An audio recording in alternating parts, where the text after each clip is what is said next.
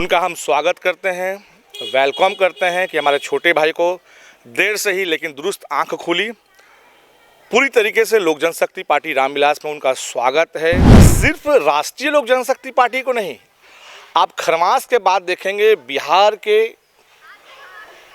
एक जो दल है वो दल भी हमारे दल में विलय होने जा रहा है। नमस्कार, स्वागत है आपका DTV भारत में और मैं हूं आपके साथ सृष्टि श्रीवास्तव। लोजपा रामविलास में कुछ लोग शामिल होने वाले हैं। अब शामिल तो होते ही रहते हैं, लोजपा आगे बढ़ रही है, लेकिन यहाँ मेन ट्विस्ट ये है कि जो राष्ट्रीय लोक जनशक्ति पार्टी के लोग हैं जिन्होंने इस्तीफा दिया है वो शामिल होने वाले हैं। तो इस वक्त हमारे साथ चिराग के हनुमान मौजूद है, या यूँ कहे लोजपा नेता मौजूद है, कल्लू जी। इनसे बातचीत करेंगे।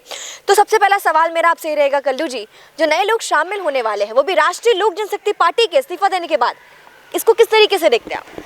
देखिए, लोक जनशक्ति पार्टी रामविलास के जो राष्ट्रीय अध्यक्ष हैं, हमारे नेता, हमारे गार्जियन, हमारे बड़े भाई आदरणीय चिराग पासवान जी की जो लोकप्रियता है बिहार की तमाम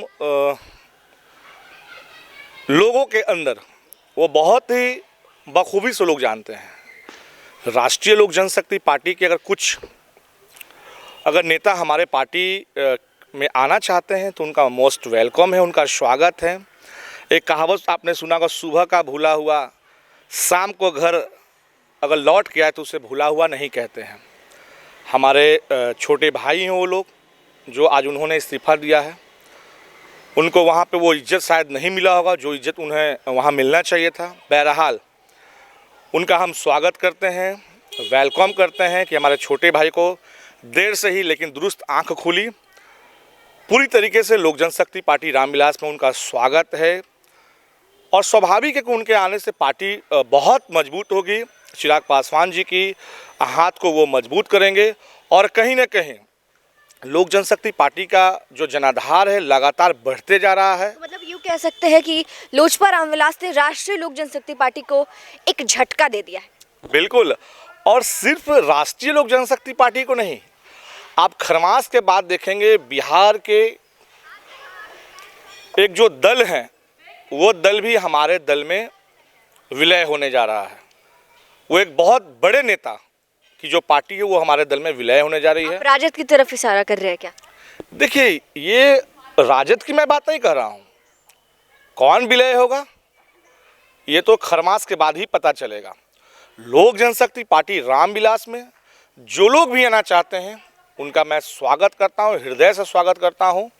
चाहे वो कोई भी दल के हों, चाहे वो राष्ट्रीय लोक जनशक्ति पार्टी के हों, राष्ट्रीय जनता दल के हों, जनता दल यू के हैं, कांग्रेस को हैं या भाजपा के, उससे कोई मतलब नहीं है। हम उसके स्वागत के लिए खड़ा हैं, वो हमारे पार्टी में आए। नहीं, आपने कहा कि एक बहुत बड़ा दल जो है खरमास के बाद वो जुड़ने वाला है लोजपा में, तो कौन है वो दल आखिर? वो दल आपको खरमास के बाद ही पता चल जाएगा। आप बड़े नेता की बात कर रहे हैं, बड़े नेता तो नीतीश कुमार भी है, बड़े नेता लालू प्रसाद यादव भी है, तो आपका इशारा जेडीयू की तरफ है एनडीए में जाने का या फिर विपक्ष में जाने का? हम क्या बोल रहे हैं, लोक जनशक्ति पार्टी रामविलास में उनकी पार्टी ही विलय हो जाएगी।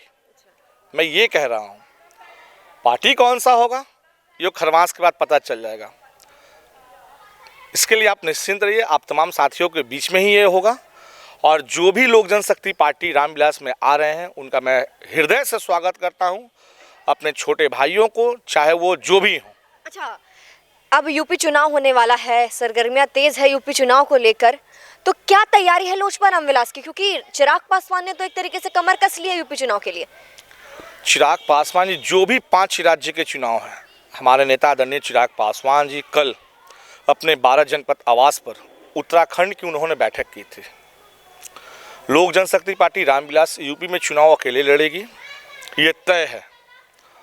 और ये मैं आपको विश्वास दिलाना चाहता हूँ कि वहाँ का जो भी स्थानीय सरकार बनेगा उसमें अहम भूमिका, जो कहा जाता है खाना में जो नमक का जो ज़रूरत होता है, नमक लोक जनशक्ति पार्टी रामविलास का ही विधायक होगा, रामविलास पासवान का ही विधायक होगा। अच्छा, जब बिहार में विधानसभा चुनाव हुआ था तब लोजपा तीसरे नंबर पर आई थी, एक तरीके से कांग्रेस को भी पछाड़ा था, अकेले लड़के एक अच्छी जीत कह सकते हैं लोजपा की ओर से हुई थी। तो इस बार यूपी में जो विधानसभा चुनाव हो रहा है उसको कैसे देख रहे हैं? क्या लगता है, क्या कुछ परिणाम आ सकता है?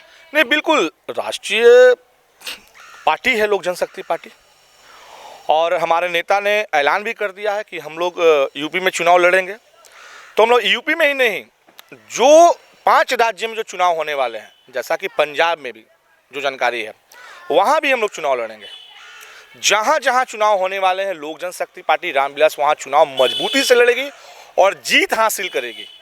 आप लोगों ने देखा था कि मणिपुर में भी हमारे विधायक थे, वहाँ का स्थानीय सरकार में वो मंत्री भी थे।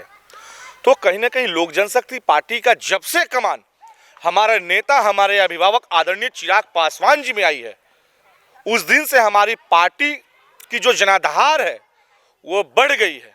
और हमारे राष्ट्रीय अध्यक्ष आदरणीय चिराग पासवान जी जिन लोगों को पार्टी के बाहर का रास्ता दिखाया, उन गद्दारों को, जिन गद्दारों ने पार्टी में रहते हुए पार्टी विरोधी कार्य करने का उन्होंने काम किया था।